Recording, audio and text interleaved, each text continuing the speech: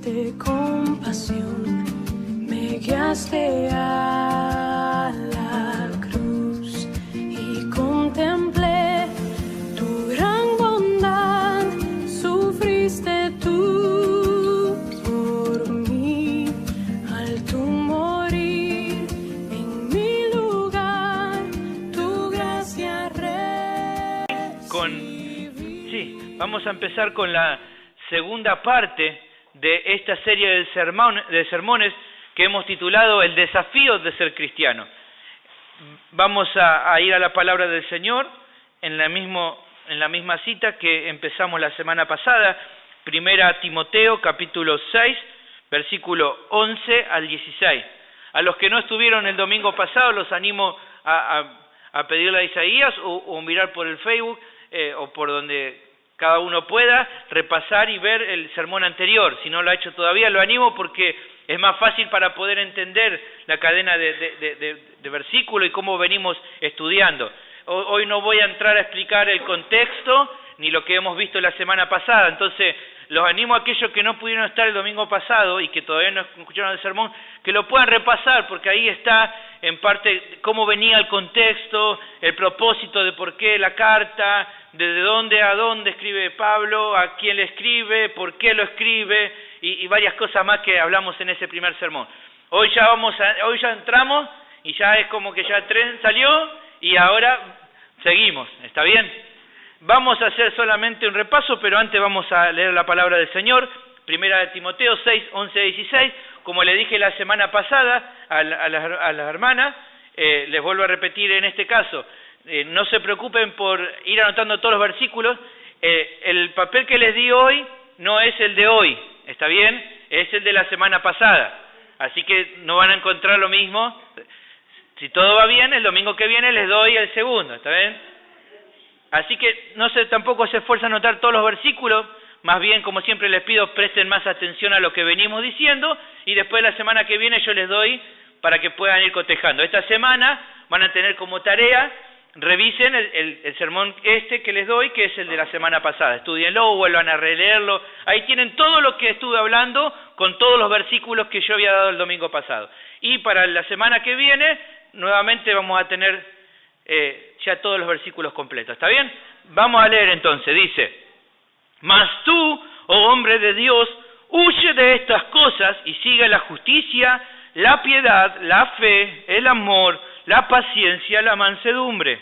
Pelea la buena batalla de la fe, echa mano de la vida eterna, a la cual asimismo fuiste llamado, habiendo hecho la buena profesión delante de muchos testigos. Te mando, delante de Dios que da vida a todas las cosas, y de Jesucristo que dio testimonio de la buena profesión delante de Poncio Pilato, que guardes el mandamiento sin mácula, ni reprensión hasta la aparición de nuestro Señor Jesucristo, la cual a su tiempo mostrará el bienaventurado y solo soberano Rey de Reyes y Señor de Señores, el único que tiene inmortalidad, que habita en luz inaccesible, a quien ninguno de los hombres ha visto ni puede ver, al cual sea la honra y el imperio sempiterno. Amén.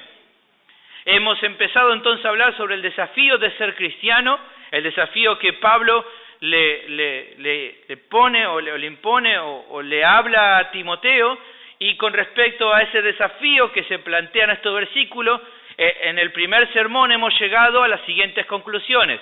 La primera conclusión que llegamos es que el desafío que Pablo plantea a Timoteo es el desafío que debe considerar cada creyente, el llamado que cada hombre o mujer de Dios recibe. ¿Se acuerdan que vimos el versículo 11 y hablamos con respecto a que cuando habla acá de hombre de Dios, le está hablando a Timoteo, pero en cierta manera no está hablando a todos. En un sentido más particular, a cada hombre que está liderando o trabajando en una iglesia liderando, pero también en otro sentido general para cada uno de los creyentes. Esa fue la primera conclusión que sacamos la semana pasada. Y la segunda es que este desafío comprende el buscar las motivaciones correctas, huyendo diariamente de aquellas cosas que nos estorban y persiguiendo las que son fundamentales para mi crecimiento. Esa búsqueda nos ayudará a poder cumplir eficazmente con el desafío que tenemos por delante. ¿Se acuerdan que hablamos? Era el huir de estas cosas, explicamos la semana pasada qué eran esas cosas, y el perseguir otras, y se acuerdan que hablamos sobre el énfasis que él pone en proseguir, en buscar cada día de nuestra vida las cosas, que entonces en el día de hoy vamos a proseguir.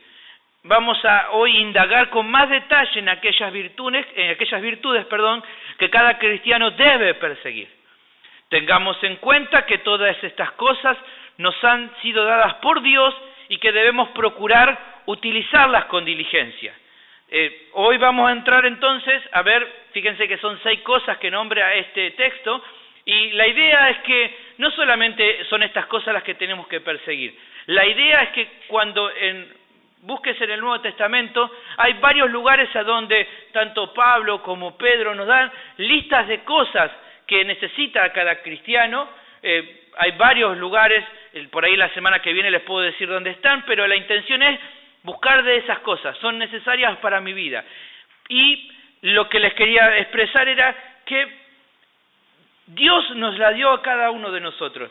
Fíjense cómo dice en 2 de Pedro, capítulo 1, versículo 3 a 7, como todas las cosas que pertenecen a la vida y a la piedad nos han sido dadas por su divino poder, mediante el conocimiento de aquel que nos llamó por su gloria y excelencia, por medio de las cuales nos han dado preciosas y grandísimas promesas, para que por ellas llegásemos a ser participantes de la naturaleza divina, habiendo huido de la corrupción que hay en el mundo a causa de la concupiscencia, vosotros también poniendo toda diligencia, por esto mismo, añadid a vuestra fe virtud, a la virtud conocimiento, al conocimiento dominio propio, al dominio propio paciencia, a la paciencia piedad, a la piedad afecto fraternal y al afecto fraternal amor. ¿Ven?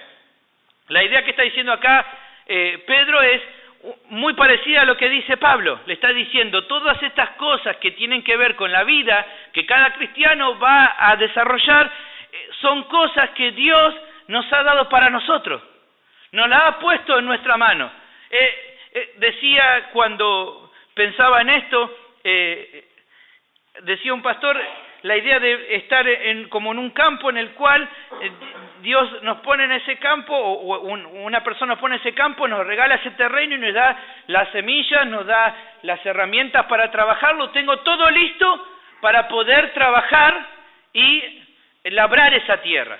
Así es Dios con nosotros, te da todas esas cosas, están todas a tu disposición. Él no te ha escatimado nada de lo que necesitas para vivir la vida cristiana. Ahora bien, ¿cuál es nuestra responsabilidad en esto? Procurar, como dice el versículo, diligencia. Vosotros también pongan toda diligencia, o sea, todas esas cosas que Dios te da son para que ahora las uses. Te da un terreno fértil, te da las semillas, te da las herramientas para arar. Ahora es necesario que te pongas a trabajar. No van a salir las frutas o el trigo o lo que vayas a sembrar, no va a salir por amor al arte. Vos tenés que ir temprano, levantarte, arar la tierra, poner las semillas, correr la tierra, regar, todo lo que está todo a tu disposición, pero ahora con diligencia tenés que trabajar utilizando esas cosas que Dios te dio. Esa es la idea que Pablo y Pedro tienen en mente con todo este listado de cosas. Es tomar eso que Dios te da para ahora utilizarlo en tu vida práctica. ¿Ves? Todas las cosas que pertenecen a la vida y a la piedad, todas las cosas que tienen que ver con tu vida cristiana, están todas a tu disposición. Dios te dio todo y cada uno de los instrumentos y herramientas que necesitas para poder vivir la vida cristiana. Pero ahora es nuestra responsabilidad trabajar con diligencia en eso. Y de hecho, un cristiano real, un cristiano genuino, tiene ese deseo. Procura, empieza a entender que ahora era no solamente, cuando hablaba hace poco en un discipulado con Ida, le decía, por ahí vos pensabas que era solamente que Dios te iba a salvar del infierno, pero en realidad cuando el cristiano empieza a entender todas las cosas que tienen que ver con la vida cristiana, se da cuenta que hay mucho más de lo que uno pensaba. Y esto es así. Pero el cristiano que ahora tiene el Espíritu Santo dentro suyo no se asusta, dice, bueno, no, me voy mejor. No, dice, está bien, Dios ha querido darme todo esto, voy a ponerme ahora con diligencia. Y vamos a repasar entonces nuestro versículo, nuestra lectura, la tercera parte del versículo 11 de 1 de Timoteo, que era lo que habíamos leído la semana pasada y que hoy vamos a ver con más detalle. Sigue la justicia, la piedad, la fe, el amor, la paciencia y la mansedumbre. Y perdónenme, pero ya me agarró un poquito de calor y ya empezamos a transpirar un poquito. Vamos hoy a analizar 3 de estas virtudes en este sermón. No vamos a llegar, pensaba dar las 6, pero cuando empecé a preparar, me di cuenta que si vamos a ver las 6, nos vamos a quedar hasta las 11 de la noche, y entonces dije, no, los voy a perdonar y nos vamos a quedar solamente hasta las 10. No, tampoco. Pero sí me pareció prudente solamente hoy analizar 3 de estas virtudes, y las otras 3 las vamos a analizar en el próximo, así que no se pierdan el domingo que viene. Marco, estás invitado para el domingo que viene. Vamos a analizar entonces hoy 3 de estas virtudes y van a ser nuestras 3 puntos principales de hoy. La primera que vemos, y vamos a seguir el orden que están acá, que Pablo dejó, es la justicia. Esa es la primera que nos aparece en nuestro texto. En griego la palabra que utiliza para justicia es la palabra dikaiosune. ¿Qué significa justicia? ¿Cuál es la definición que acá nos da? Se define así al carácter o la cualidad de ser recto y justo. Se define así entonces como justicia al carácter o la cualidad de ser o actuar recto y justamente. Es necesario entonces aclarar en qué sentido Pablo utiliza esta palabra justicia, como una virtud que el cristiano debe perseguir. Tenemos que intentar analizar qué es esta justicia que Pablo le pide a Timoteo que persiga y que nos pide a nosotros.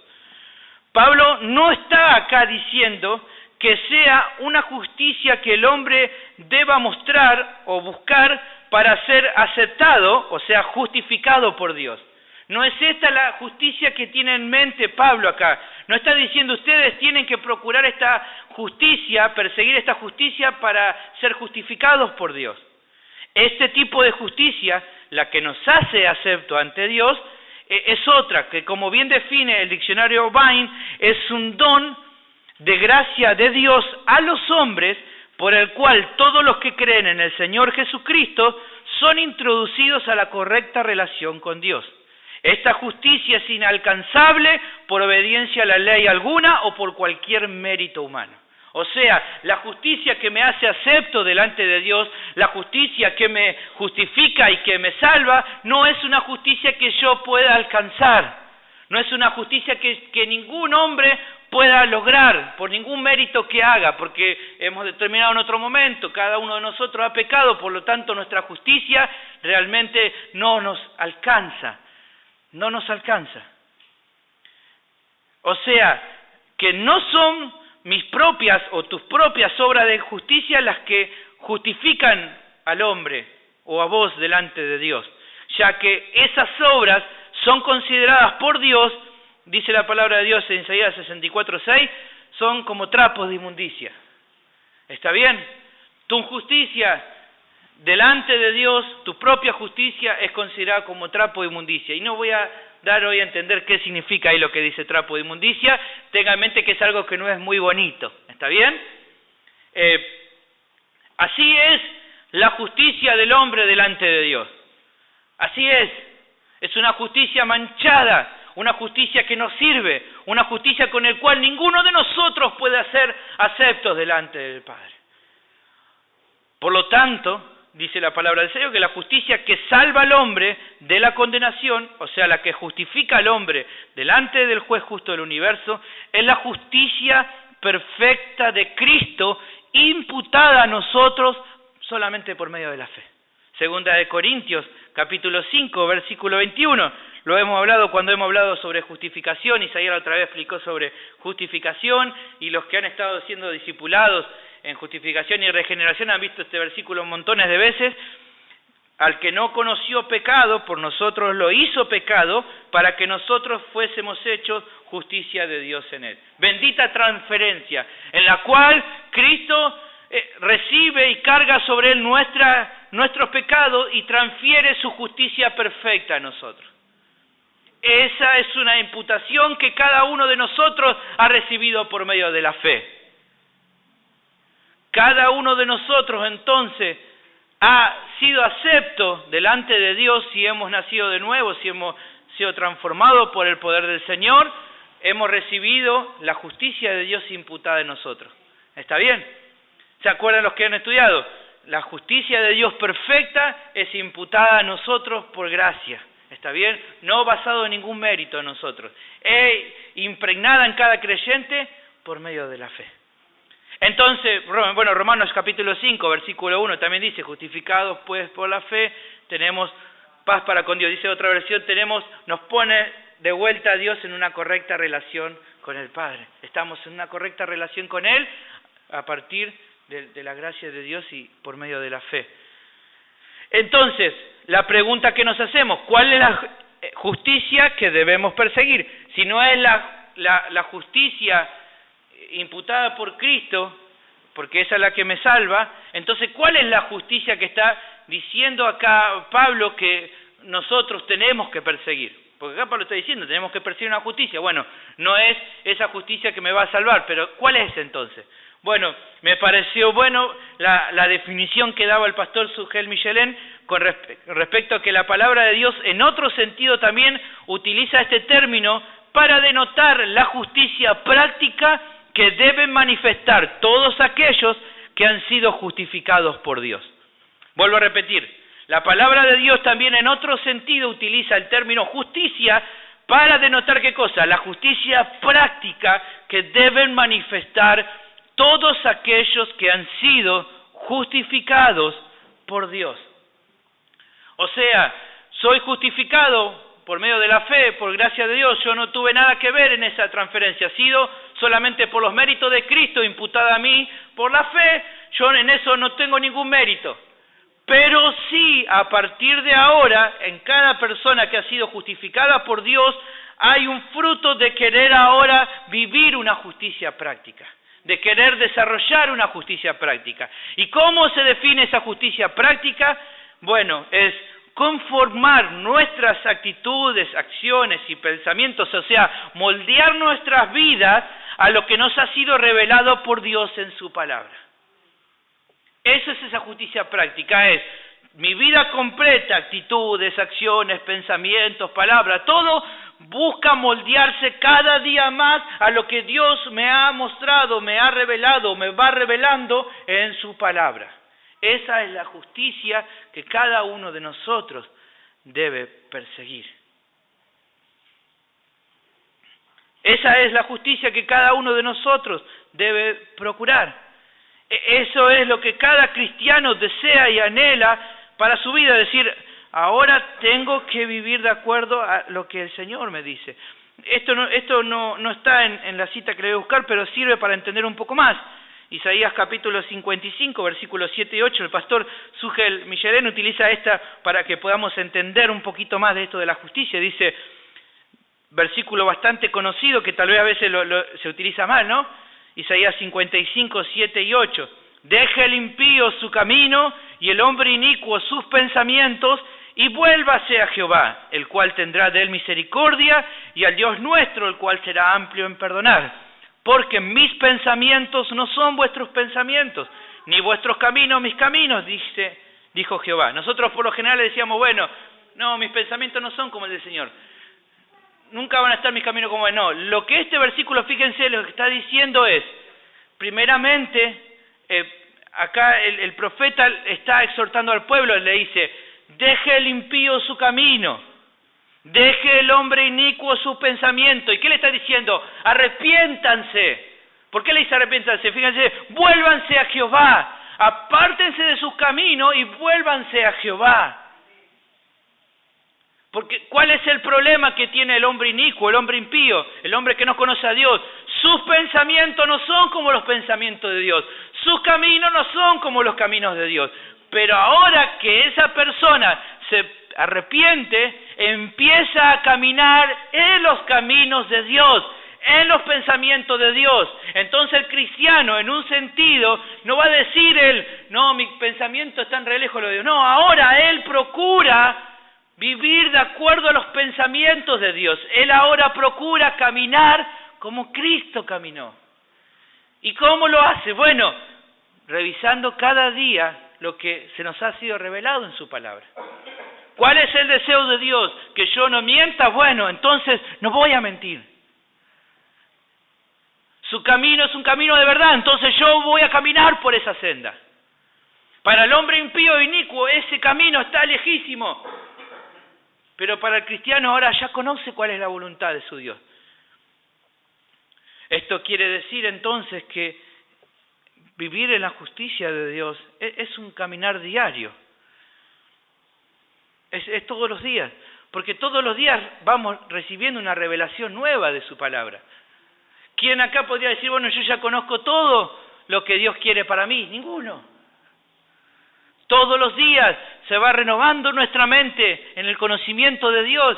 Ahora entiendo que Dios quiere esto de mí. Bueno, tengo que aplicarlo. Ahora quiere esto otro de mí. Y eso es un caminar diario, todos los días. Y miremos, por favor, el ejemplo del rey David. Él es un ejemplo de cómo la justicia de Dios va haciendo en un caminar. Fijémonos primeramente, si quieren, en sus palabras. Miren cómo David hablaba con respecto al caminar en justicia. Primera de Reyes, capítulo 2, versículos 2 y 3. Fíjense cómo él habla a su hijo Salomón. Primera de Reyes, capítulo 2, versículos 2 y 3.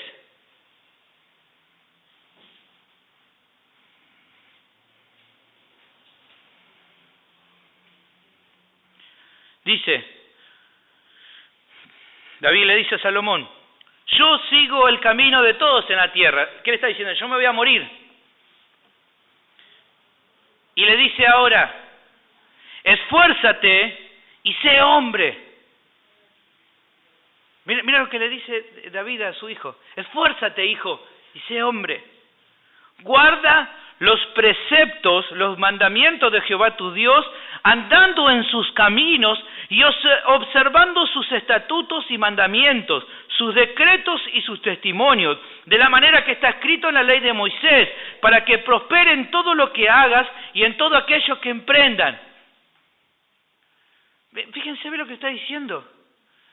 Camina en rectitud, hijo. Todo lo que has visto en la ley de Dios, esforzate por cumplirlo. Sé hombre, viví de acuerdo a los mandamientos de Dios.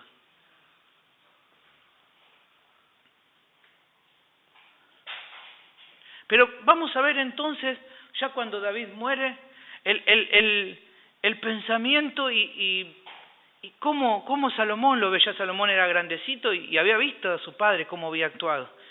Fíjense ahí dando la vuelta a la hoja en Primera de Reyes, capítulo 3, versículo 6. Acá Salomón está hablando con Dios. Y fíjense lo que dice. Salomón dijo, tú hiciste gran misericordia a tu siervo David, mi padre. ¿Por qué? Porque él anduvo delante de ti en verdad, en justicia y con rectitud de corazón para contigo. Y tú le has reservado esta tu gran misericordia, en que le diste hijo que se sentase en su trono, como sucede en este día. Yo pienso en esto. Digo, quiera Dios darme esa bendición. Tal vez no la pueda ver yo, pero que el día que no esté más, que mi hijo pueda decir esto de mí. Que mis hermanos puedan decir esto de mí. Que el día que parta la presencia del Señor, pueda decir la gente de mí. Él anduvo delante de Dios en verdad y en justicia y en rectitud de corazón. Y no es porque David sea perfectamente perfecto. Hemos visto que él ha cometido pecados, tuvo algunos pecados bastante duros, pero aún así él era un varón que procuraba caminar en justicia, que procuraba caminar en rectitud, que deseaba cada día experimentar una nueva revelación en su palabra. Para él era una delicia la palabra. Entonces realmente me paro en esta palabra y digo, oh Señor, ayúdame, que cuando me tenga que ir a tu presencia, las personas me recuerden así, que mi hijo me recuerde así. ¿Y por qué me parece más mi hijo o mi esposa? Porque son los que todavía están conmigo más íntimamente, porque por ahí a las personas de afuera le puedo dar una impresión de piedad, pero a ellos no les puedo engañar. A ellos no les puedo mentir. Que sea ese nuestro deseo, pero todavía aún más te puedo decir. Primera de Reyes, capítulo 9, versículo 4. Yo creo que este todavía es mi anhelo mayor. Este todavía aún más es mi anhelo. Mi anhelo es que mi hijo pueda llegar a decir eso de mí, o mi esposa, o mis amigos, o la iglesia, pero aún más esto veo todavía más grande. Fíjense, Dios está hablando ahora acá con Salomón. Y fíjense cómo Dios se refiere a David. Y si tú anduvieres delante de mí como anduvo David tu padre, en integridad de corazón y en equidad, haciendo todas las cosas que yo te he mandado y guardando mis estatutos y mis decretos. Fíjense, Dios está acá hablando sobre David y diciendo, él ha sido un hombre que ha caminado en integridad, en rectitud, que ha procurado mi justicia. Creo que debe ser todavía un propósito mayor, que Dios piense así de mí. No se lo va a contar al mundo, no va a ser revelado en la palabra, pero que Él me vea de esa manera. ¿No es ese tu estándar? ¿No es eso lo que buscás? ¿No es eso lo que procurás, que Dios diga, Isaías, este es un varón que yo veo que él caminó en integridad y en equidad? Sonia, esta mujer ha caminado delante de mi presencia en integridad de corazón y en equidad. ¿No es eso lo que... No hay mayor anhelo que Dios, el Salvador de nuestras vidas, nos mire de esta manera?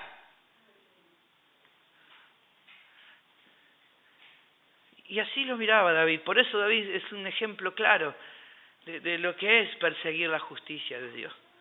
Yo realmente quiero esto para mi vida y para la congregación, no solamente para mí. Lo quiero para la iglesia. Y oremos por este propósito. Pablo lo hacía. Él oraba por las iglesias de esta manera para que la iglesia esté lleno de fruto de justicia. Usted va a ver en Filipenses capítulo 1, versículo 11, dice que puedan alcanzar conocimiento para que estén llenos de frutos de justicia. Así dice, él estaba orando de esta manera por los filipenses.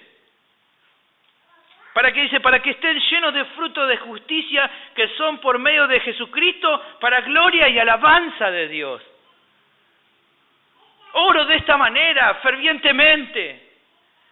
Que sea esta nuestra oración también. Señor, que acá en pueblo de Dios, mis hermanos estén llenos de fruto de justicia. Que caminen en rectitud, que vivan en equidad, en integridad de corazón. El segundo punto en esta noche, que dijimos, la segunda palabra que veíamos ahí, es la piedad. En griego la palabra piedad es la palabra eusebeia, con B larga, eusebeia. ¿Qué quiere decir piedad? Bueno, la definición de piedad se refiere a la piedad que está hablando acá Pablo, se refiere a la piedad que caracterizada por una actitud en pos de Dios hace aquello que le es agradable a Él, a Dios. Se refiere a la piedad acá que, caracterizada por una actitud en pos de Dios, hace aquello que le es agradable a Él. Esa es la definición de piedad. ¿Qué significa? Esta definición nos quiere dar a entender que es una inclinación clara a querer vivir en todo momento buscando agradarle a Dios. Esa es la idea. Es como la relación entre un padre y un hijo. Una buena relación de un padre hacia un hijo y de un hijo hacia un padre, ¿qué pasa? El hijo busca obedecerle en todo al padre. Pero no solamente él lo obedece porque si no el padre lo va a castigar. Hay en él un deseo de cumplir con la voluntad de su Padre. ¿Por qué? Porque él tiene devoción hacia su Padre. Él mira a su Padre y lo ama por todo lo que él hace por él. Entonces, no solamente lo obedece, sino lo ama. Desea agradarle en todo al Padre. En cierta manera nosotros lo hemos vivido cuando éramos chicos, ¿se acuerdan? Si había una buena relación con nuestros padres, ¿qué pasaba? Cuando nosotros le fallábamos a nuestro papá, ¿qué nos sentíamos mal? ¿Por qué? Porque queríamos actuar bien con él, con nuestro padre y nuestra madre. ¿Por qué nos poníamos mal? Porque no queríamos fallarle, queríamos agradarle. Eso marca una devoción hacia él. Esta es la misma idea de piedad. Es una devoción hacia nuestro Señor, una actitud a amarlo. Y porque lo amo profundamente, deseo agradarle en todo, obedecerle a cada momento. Eso es piedad. Eso es estar lleno de piedad. Es un deseo cada día. No simplemente lo obedezco porque la Biblia lo dice, sino que deseo realmente cada día agradarle más. No para que Él me salve, hemos mostrado que hemos sido aceptos por gracia. Que no voy a hacer nada por el cual me va a amar más, ni nada por el cual me va a amar menos. Pero no importa, por ese gran amor que siento por Él, deseo agradarle en todo. Eso es piedad. Eso es la piedad. El apóstol Pablo demuestra que la piedad debe ser un ejercicio.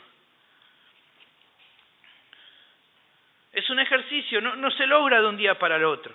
Así como la relación de un padre hacia un hijo y el amor de un hijo hacia su padre no se logra de un día para otro, tampoco la piedad es un ejercicio que se va desarrollando en nosotros.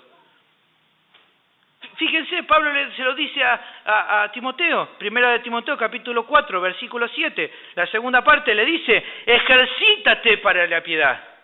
No es algo que lo vas a lograr de un día para otro. No es algo que vas a lograr conseguir de un día para el otro.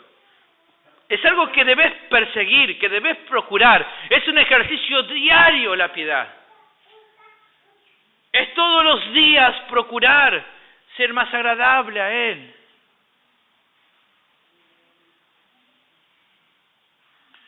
La pregunta es, ¿estás procurando vivir piadosamente?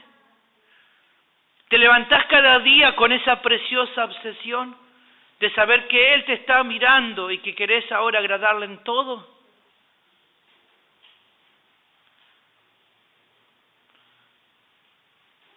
¿Estás levantándote cada mañana pensando, decir, Señor, hoy arranco el día y tus ojos están puestos sobre mí?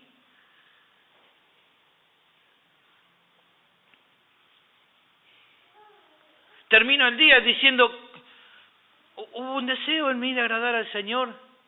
Pensé que estaba delante de su presencia, caminé con temor. Es un ejercicio de todos los días. Todos los días necesitamos. Y a medida que se va desarrollando en nosotros la piedad, es que también se va desarrollando una conciencia de que estamos todo el tiempo delante de nuestro Señor. Pero hay también una advertencia para todo aquel que quiera vivir de esta manera. Dice la palabra del Señor en 2 de Timoteo, Pablo le da una advertencia a Timoteo, le dice, 2 de Timoteo capítulo 3, versículo 12, 2 de Timoteo 3, 12 dice, y también sepan que todos los que quieren vivir piadosamente en Cristo Jesús, padecerán persecución. Es una advertencia. Mirá, si vos querés vivir en piedad, si vos querés ejercitarte la piedad, sabés que vas a ser perseguido. Que las personas muchas veces te van a despreciar. Que caminar en la piedad, caminar de acuerdo a la voluntad de Dios, con un deseo de buscar de su presencia, tal vez te va a convertir en un Juan el Bautista. Tal vez te va a convertir en un Elías. Tal vez te va a convertir en alguien que la sociedad no va a querer. Te va a convertir en un Jeremías. Te van a querer matar. Te van a odiar. Van a decir, no te quiero ver más. Pablo le cuenta, mirá, por vivir piadosamente, sufrí persecución, sufrí padecimiento, me azotaron, me golpearon por vivir piadosamente. Me pasó lo mismo que mi Señor, que mi Maestro, que el Señor Jesús. Yo viví también piadosamente, de acuerdo a su voluntad, y sufrí persecución. Y sabé, Timoteo, que si vos querés vivir en la piedad, como yo viví, también vas a seguir persecución. También la vas a pasar mal. ¿Y sabes qué? Timoteo, todos los que quieran vivir en la piedad como yo y como vos, también van a sufrir. También van a padecer. También muchas veces van a ser tomadas a mal sus acciones y sus actitudes. ¿Por qué? Porque tal como es el maestro es el discípulo. Y si somos discípulos del Señor, sepamos que vamos a padecer como Él padeció.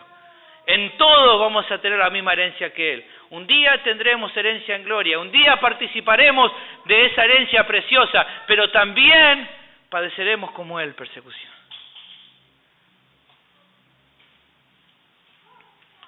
En conclusión, entonces, estos dos puntos, la justicia y la piedad se relacionan íntimamente en el sentido que nos muestran las dos dimensiones del proceder de la vida cristiana.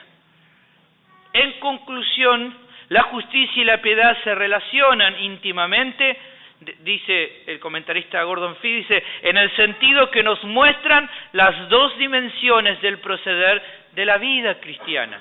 ¿Por qué las dos dimensiones? Porque la piedad nos muestra la relación vertical, o sea, mi relación con Dios. Y la justicia, la dimensión horizontal, mis relaciones, mis actitudes, cómo actúo. Entonces, piedad, mi relación con Dios. Justicia, mi relación con el medio donde vivo.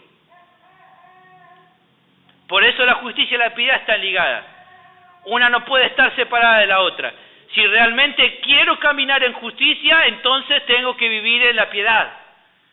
Si no vivo en justicia es porque realmente no estoy viviendo la piedad. Una cosa no puede estar sin la otra. Si realmente quiero vivir una vida justa, tengo que vivir una vida de piedad. Las necesito juntas. Una vida en justicia va a producir en mí una vida de piedad también. Están íntimamente ligadas. Vamos a ver entonces ahora el tercer y último punto que vamos a ver hoy, que es la fe. En griego la palabra fe es la palabra pistis. Y solamente para aclararlo, igual después la siguiente virtud la vamos a ver la semana que viene, que es el amor, pero sí vamos a ver siempre que en las epístolas pastorales, que es primera y segunda de Timoteo y Tito, Pablo recurrentemente utiliza la fe ligada al amor. Primera de Timoteo 1:5, segunda de Timoteo 2:22, Tito capítulo 2, versículo 2. En todos estos casos vamos a ver que siempre están ahí, fe, amor, fe, amor, fe, amor. ¿Por qué las utiliza juntos? Bueno, porque son estos dos principios fundamentales de la vida cristiana. O sea, no hay vida cristiana sin fe y amor trabajando en nosotros. La fe nos permite una relación correcta con Dios. Y el amor nos permite tener una relación correcta con los demás, así como la justicia y la piedad. Vertical y horizontal, la fe y el amor también es un poco de esto. Por medio de la fe tengo una buena relación con Dios. Por medio del amor tengo una buena relación con mis hermanos. Necesito de los dos. Necesito tanto de la fe y del amor para poder desarrollar mi vida cristiana. Ambas cosas son imprescindibles para una vida que como tenemos, que somos hijos de Dios. Necesitamos tanto la fe como el amor. Pero solamente vamos a ver la fe para no extendernos. Bueno, ¿qué es fe entonces? Y bueno, entonces decimos la certeza de lo que se espera, la convicción de lo que... a veces lo repetimos, ¿no? De memoria, pero no entendemos mucho lo que significa eso. Intenté buscar varias definiciones hoy. Hoy creo me veía con todos los libros arriba de la mesa, cada vez me queda más chica la mesita, y me rompí la cabeza para intentar buscar alguna forma de definir fácilmente la fe. Pero para no hacerla muy complicada, nuevamente utilicé la definición que el pastor Sugel, un hombre de Dios, dio para su iglesia. Voy a darle la misma definición para ustedes de qué es la fe, para que sea más fácil de entender. Porque había unos autores que la hacían muy complicada y me iban a quedar mirando así sin entender. Entonces, para que cada uno de ustedes pueda entender la definición que daba él sobre fe, es esta. Fe es la absoluta confianza en que las cosas son exactamente como Dios dice que son. Fe es la absoluta confianza en que las cosas son exactamente como Dios dice que son. Me pareció bastante fácil y rápida para aprender, ¿no? Ya la puedo ir grabando. Fe es la absoluta confianza en que las cosas son exactamente como Dios dice que son. ¿Esto qué quiere decir entonces? Bueno, que por medio de la fe, esta fe la podemos definir que es como una fe que confía plenamente en las promesas que Dios da y procura descansar en ellas. O sea, cada uno de nosotros, el tener fe nos lleva a confiar plenamente en las promesas que Dios da y procurar descansar en ellas. Procurar actuar con confianza en que Dios ha prometido. Un ejemplo de esto es Abraham y Sara. Podemos leer ahí en Hebreos capítulo 11, versículo 8 y versículo 11. Vemos, fíjense, el capítulo de la fe habla ahí y nos da este ejemplo. Fíjense a Abraham y Sara. Hebreos 11, 8 y 11. Dice, por la fe, Abraham, siendo llamado, obedeció para salir al lugar que había de recibir como herencia y salió sin saber a dónde iba. Miren, alguna vez he hablado sobre esto, ¿no? Realmente para nosotros parecería una locura. Dios le dice, salí de la tierra donde está y anda a otra tierra. Bueno, está bien, yo estoy cómodo acá, pero bueno, si Dios vos me lo decís, no, voy a hacerlo. Bueno, ¿a dónde voy, Señor? No te lo voy a decir. Vos salí nomás. Acá dice eso. Dice, por la fe él salió para recibir un lugar. Yo te voy a dar un lugar como herencia. Bueno, ¿cuál es? No te lo voy a decir. Vos salí. Eso es fe, es confiar. Voy a salir. Sí, voy a salir. Y fíjense también lo que dice en el 11 con respecto a Sara. Y esto nos va a dar la particularidad de la fe en esto que estamos hablando. Por la fe también la misma Sara, siendo estéril, recibió fuerza para concebir y dio a luz aún fuera del tiempo de la edad, porque creyó, y este es el punto que quiero llevarles, pero quiero que estén atentos a esto, creyó que era fiel quien lo había prometido. Ese es el punto. Por la fe, dice Sara, siendo estéril y viejita, aún así Dios le dio la fuerza para tener un hijo.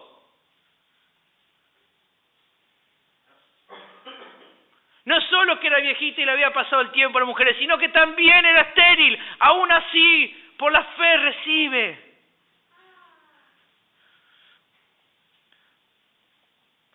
Como dice Tozer, dice, la fe no descansa en las promesas, sino que se fundamenta en el carácter del que ha hecho esas promesas. Repito, la fe no descansa en las promesas, sino que se fundamenta en el carácter del que ha hecho esas promesas. Lo que vimos acá en Sara, por la fe recibió. ¿Por qué? Porque fiel es el que se lo había prometido. Acá todo se lo dice, se fundamenta la fe en el carácter del que ha hecho esas promesas. ¿Y cómo es el carácter de Dios? Fiel. Primera Tesalonicenses capítulo 5, versículo 24, dice, fiel es el que os llama, Se llama fiel, no están diciendo, no lo nombra como característica, lo nombra en nombre propio, dice, se llama fiel. Es una característica inherente de su persona. No es que Él a veces es fiel, no que Él en alguna situación tal vez sea fiel. Dice la palabra de Dios, aunque nosotros seamos infieles, Él permanece fiel. ¿Por qué? Porque Él no puede negarse a sí mismo. Él es lo que es fiel. Si dejara de ser fiel, dejaría de ser Dios. Por eso nuestra seguridad no está puesta en nuestra fuerza, no está puesta en nosotros mismos.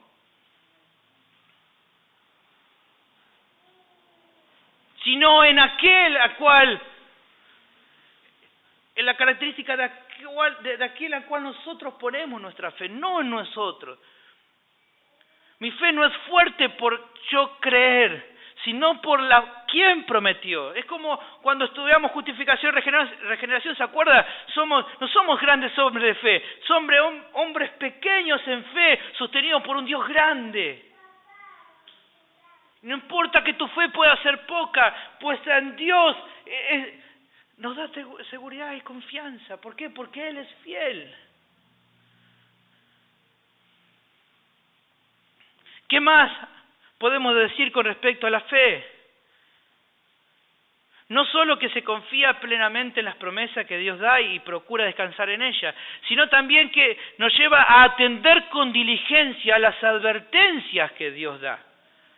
¿Por qué? Porque confían que Dios está advirtiéndonos correctamente. O sea, no solamente por la fe yo descanso en las promesas de Dios y me quedo tranquilo, sino que cuando Él me advierte algo yo le creo. Cuando Él me dice, Sergio, si esto está mal y te va a destruir, yo estoy confiando en Él. Yo confío en Él. Es como la relación de un padre con un hijo. El papá que le dice, hijo, si metés los dedos en el enchufe te va a dar una patada y te vamos a tener que llevar al hospital seguramente.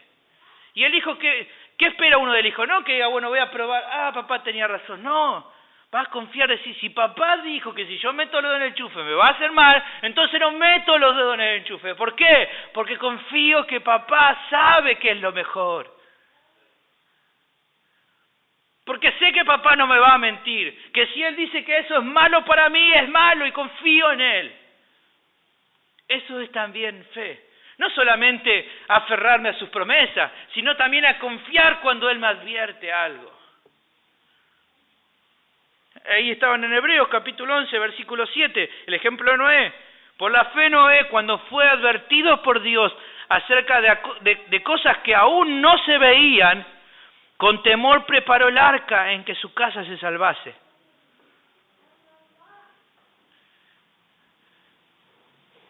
Dios le dijo, va a venir un diluvio. Pero Señor, yo nunca vi, ¿qué es eso? No importa, yo te digo que va a venir un diluvio.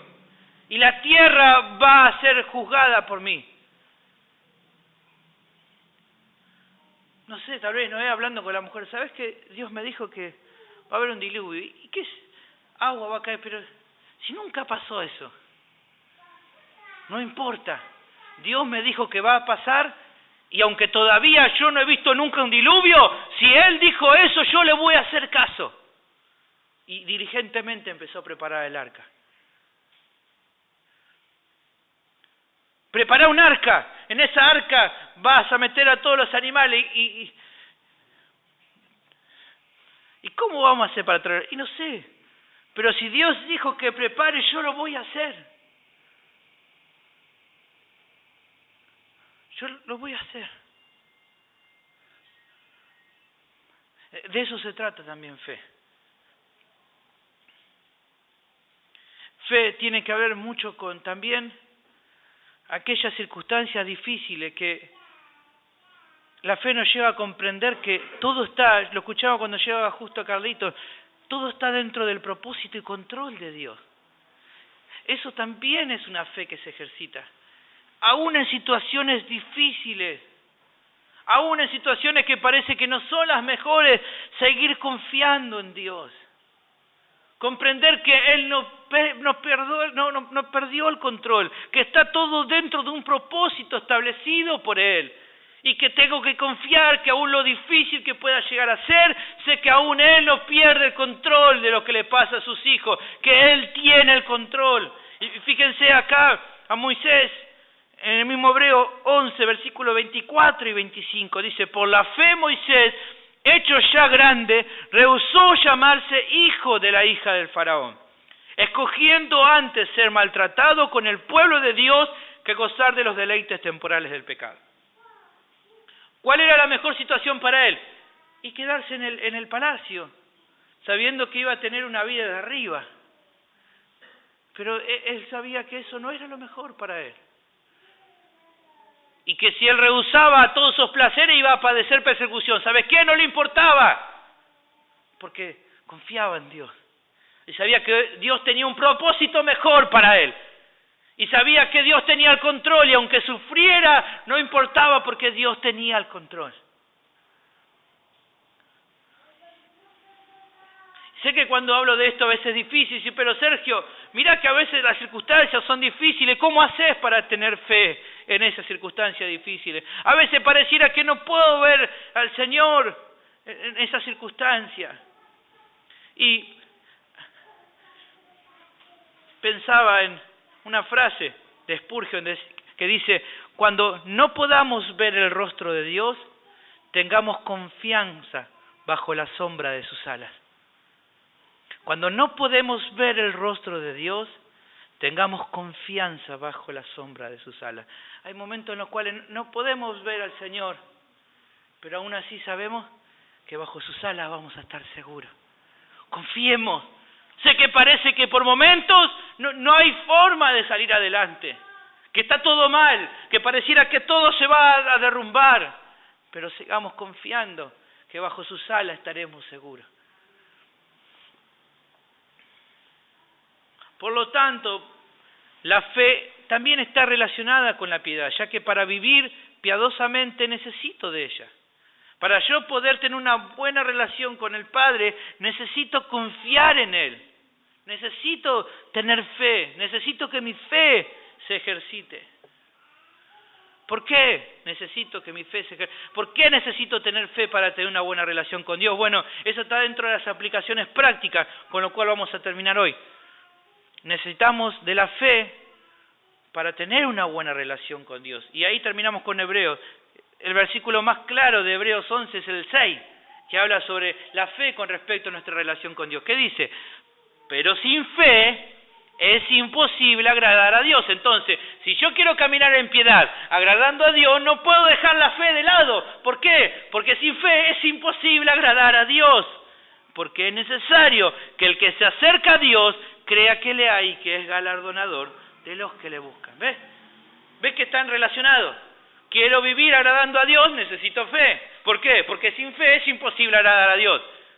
Si arranco la vida cristiana queriendo agradar a Dios, necesito la fe, porque sin ella no puedo agradarle.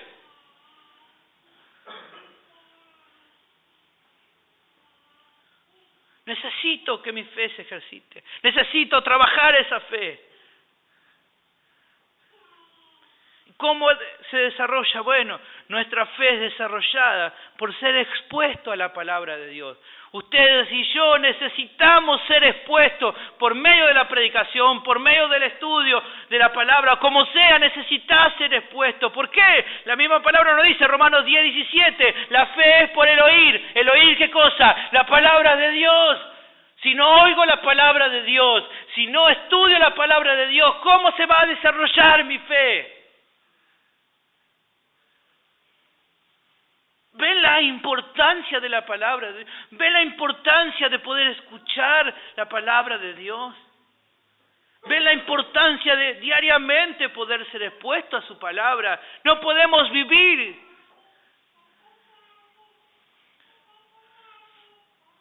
William Gurnall dice al respecto, aquel instrumento que fue necesario para engendrar tu fe, la palabra de Dios, para poder engendrar tu fe, para que puedas conocer al Señor, necesitas de qué cosa? La palabra de Dios. Bueno, aquel instrumento que fue necesario para engendrar tu fe es el mismo instrumento que te ayuda a preservarla. Aquello que te sirvió para que un día pudieras conocer al Señor, la predicación del Evangelio, es lo que cada día te va a ayudar a sostenerte en este camino. Algunos piensan, no es necesario vivir, me arreglo simplemente con otro tipo de cosas. Yo viví muchos años en ese error. Venía de la iglesia y decía, vine con un culto bendecido, sentí la presencia, estuve así. ¿Y qué predicaron? No sé, no importa, yo vine re bendecido. ¿Cómo se puede desarrollar una fe así, si la fe es por el oír la palabra de Dios? ¿Te das cuenta de la equivocación que tenemos en este país? Pensando que nuestra fe se desarrolla por experiencias sensoriales. No, se desarrolla por ser expuesto a la palabra. Vos necesitas eso si realmente querés conocerle, si querés que tu fe se desarrolle. ¿Y cómo ponemos a trabajar nuestra fe? Bueno, poniendo diariamente preponderancia en las verdades de Dios por sobre las impresiones de nuestros sentidos. ¿Cómo pongo a trabajar mi fe? Poniendo diariamente preponderancia en las verdades de Dios por sobre las impresiones de nuestros sentidos. ¿Qué quiere decir esto? ¿Cuáles son las impresiones que trae tu sentido? Bueno, la realidad que uno vive. Un problema financiero, un problema en la iglesia, problemas con cosas mías personales, problemas con mi familia. Eso es lo que te ve tu sentido. Bueno, la fe tiene que actuar por encima de esas cosas. La fe te lleva a pensar en aquellas palabras que Dios te dijo. Mi realidad es que me siento solo, pero ¿qué dice la palabra de Dios? Yo voy a estar con vos todos los días hasta el fin.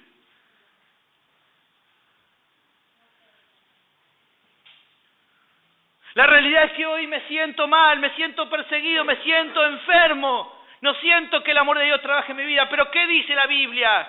¿Qué me separará de tu amor? Entonces, ¿qué le voy a hacer caso? ¿A las impresiones que me da mi sentido o lo que el Señor me dice? Eso es trabajar nuestra fe. Y si nuestra fe no trabaja de esa manera, entonces nos vamos a quedar con lo que nuestras impresiones nos dan. Fíjense estos dos versículos que le van a esclarecer esto que estoy hablando. Y ya vamos a ir terminando. Isaías capítulo 62, Salmos capítulo 62, versículo 5 primero.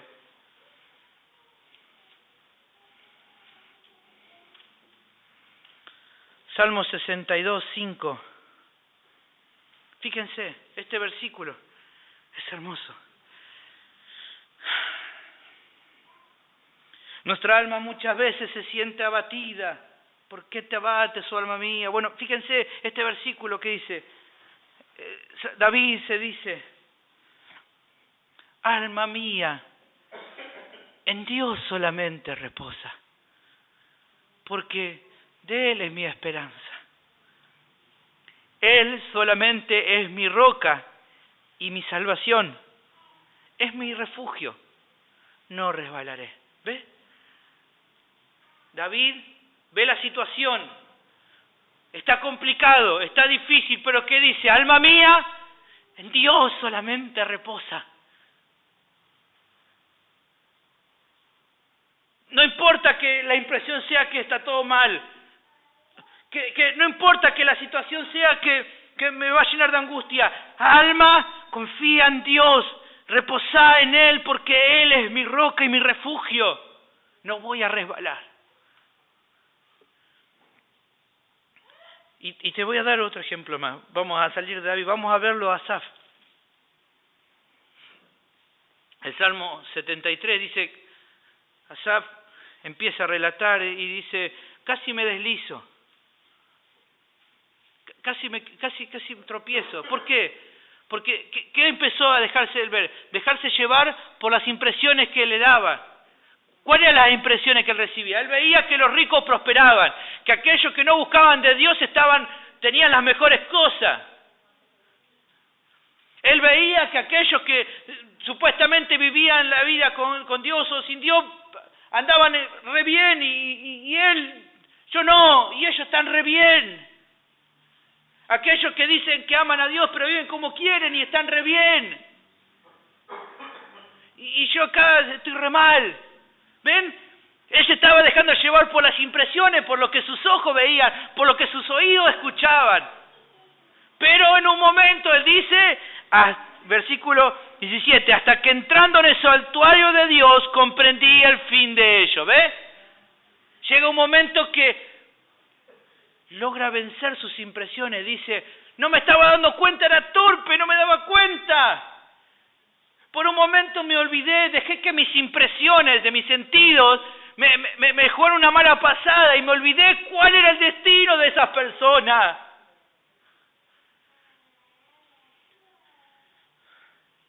Me olvidé, se me fue de la cabeza, qué torpe que fui.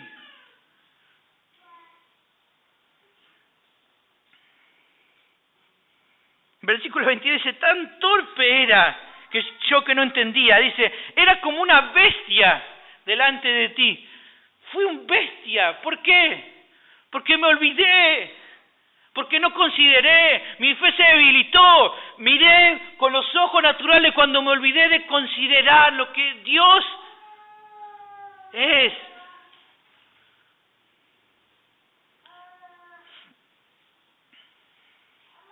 Así actúa la fe. Y cuando Él se dan cuenta, entonces es cuando lo que hemos cantado hoy.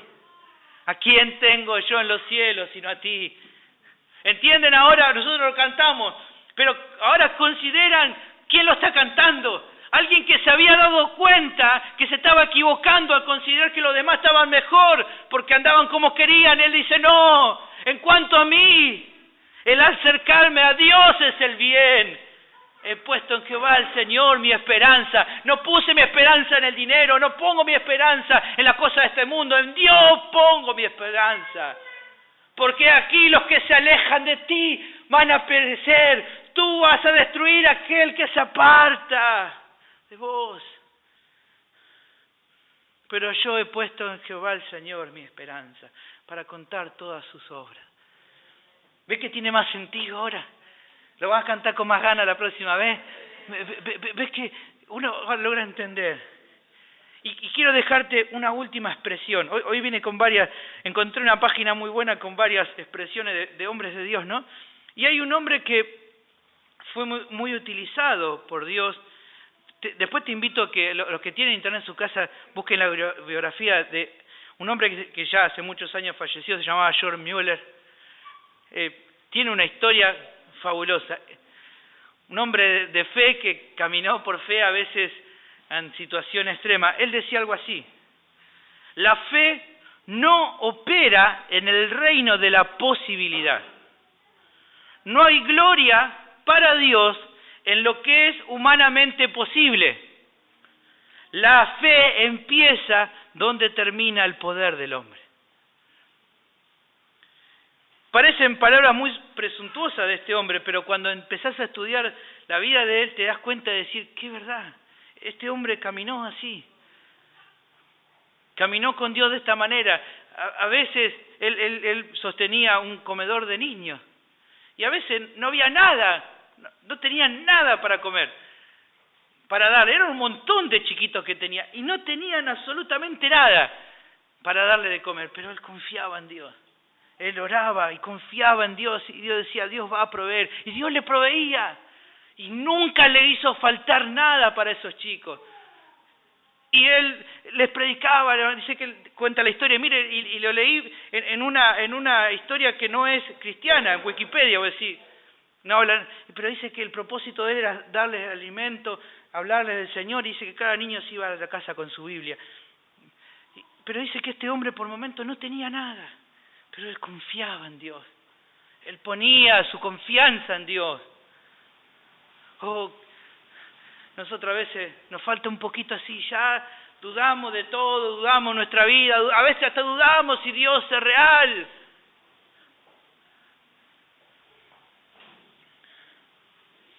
Pero empecemos a pedirle al Señor que desarrolle nuestra fe. Empezamos nuevamente. Es un trabajo de todos los días.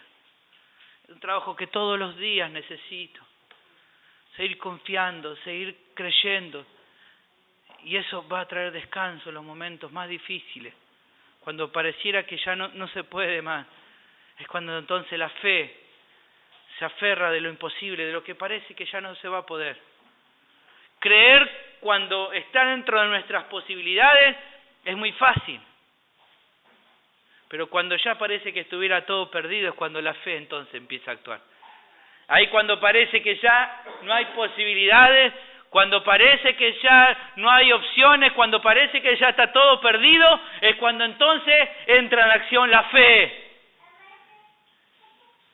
Es ahí entonces cuando la fe actúa. ¿Y por qué es que ahí la fe actúa? Porque entonces en ese momento es cuando Dios puede mostrar su gloria. Cuando la fe empieza a actuar, entonces Dios puede mostrar su gloria. Vamos a orar en esta noche.